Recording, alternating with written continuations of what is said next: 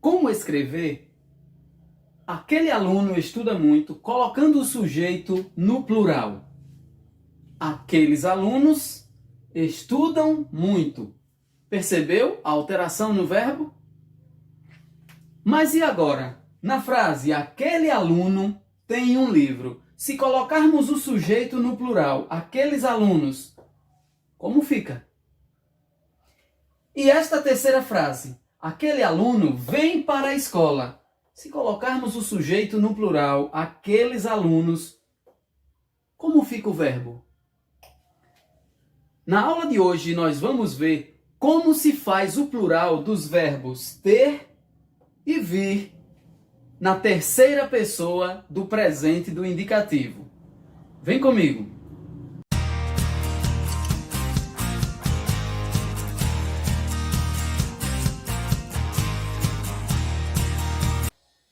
A norma padrão da língua portuguesa recomenda que os verbos devem concordar sempre com o sujeito em pessoa e número. Isso significa dizer que, se o sujeito está no singular, o verbo deve ficar no singular. Se o sujeito é de terceira pessoa, como esse, quando eu digo aquele aluno, eu me refiro a ele, terceira pessoa do singular. O verbo deve ficar no singular. Por sua vez, os verbos, na língua portuguesa, sofrem pequenas variações, sofrem pequenas alterações na sua terminação para indicar singular ou plural. É o que nós vemos no caso do verbo estudar. No singular, estuda. No plural, estudam. Apenas a presença do M e a ausência desse M indica singular ou plural.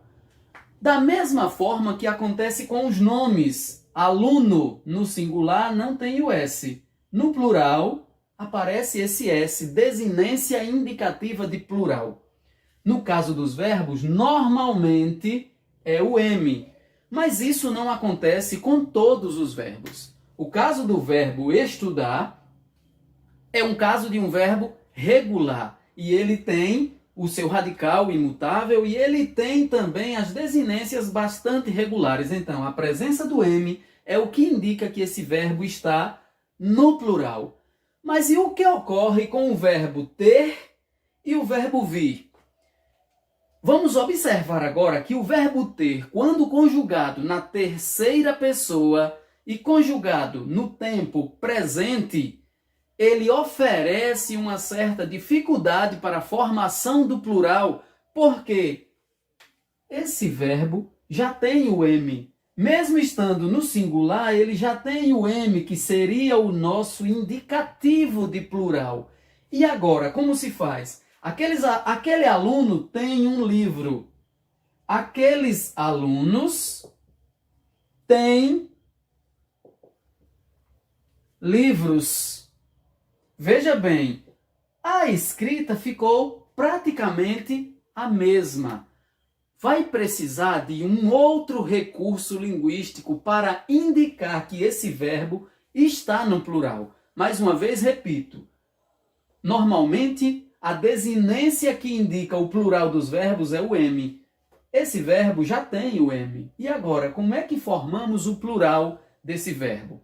Formamos o plural apenas com um sinal gráfico, o acento chamado de acento diferencial. Veja só, no singular, aquele aluno tem um livro. No plural, aqueles alunos têm livros. Veja, o verbo ter, na escrita, para ele estar no plural, ele precisa do acento circunflexo.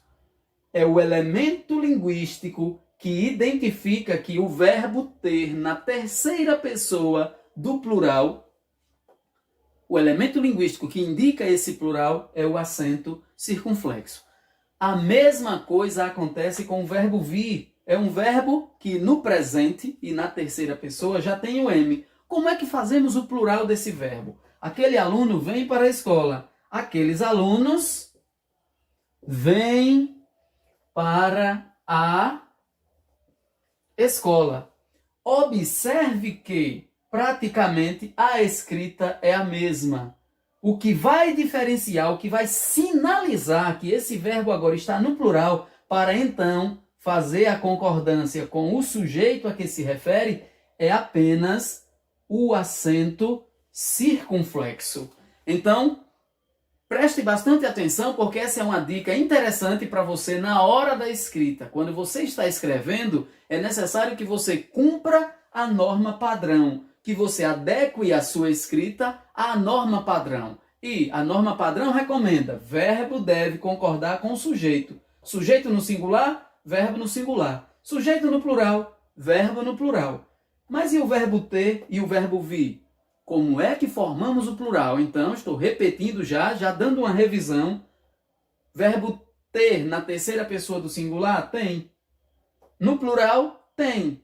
E agora, o que diferencia é apenas o acento circunflexo. Não esqueça. Tem no plural, precisa do acento circunflexo. Vem no plural, quando se refere a um sujeito plural, precisa do acento circunflexo. Essa regra é válida não somente para os verbos ter e vir. Essa regra vale também para os verbos derivados de ter e vir. Como assim verbos derivados? Veja, esta garrafa contém água. Veja que o verbo contém é um verbo formado a partir do verbo tem. Isso é um verbo derivado. E aí a gente tem contém, mantém, detém, intervém, convém. Observe, verbos derivados de ter e vir. A mesma regra é válida, porém agora nós temos um complicador, digamos assim. Atenção, veja que o verbo tem, a gente não tinha o acento. Agora nós já temos um acento. Contém. Porém, o que indica o plural é o acento circunflexo. Então veja o que vai acontecer. Esta garrafa contém água. Estas garrafas, veja, contém é o verbo no singular, concordando com o sujeito garrafa. Estas garrafas, sujeito no plural, e agora? Contém água. Veja que a única coisa que diferenciou se o verbo está no singular ou no plural foi, mais uma vez, o acento circunflexo. A mesma regrinha anterior para o verbo ter e o verbo vir vale para os verbos derivados de ter e vir. Esses derivados já têm um acento, o acento agudo, mas para formar o plural precisamos colocar o acento circunflexo. Por isso ele é chamado de acento diferencial, porque o que explica a acentuação dessa palavra é o fato de ser uma palavra oxítona terminada em EM, terminada em. Por isso tem que ter acento. Mas nesse caso aqui, por essa justificativa seria o agudo. E por que aqui vem um circunflexo? Esse acento circunflexo aparece simplesmente para diferenciar o verbo do singular para o verbo no plural. Por isso ele é chamado de acento diferencial. O mesmo acontece quando eu digo o aluno mantém seus livros guardados. O aluno, singular, mantém, singular. Os alunos, no plural, mantém seus livros guardados. Mantém, no plural, requer o acento circunflexo, o acento diferencial, indicador de plural nesse caso.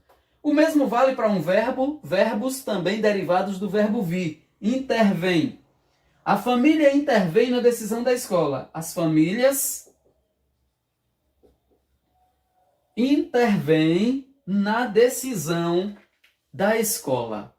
Acento circunflexo para diferenciar o singular do plural. Esse conteúdo é um conteúdo válido para a hora da escrita. É um conteúdo que nós precisamos dar atenção para não escrever nossos textos mantendo ou deixando nos nossos textos erros de escrita, para atender à norma padrão no que diz respeito ao padrão da escrita, e quando escrevemos temos sempre que seguir a norma padrão, aquilo que recomenda a gramática.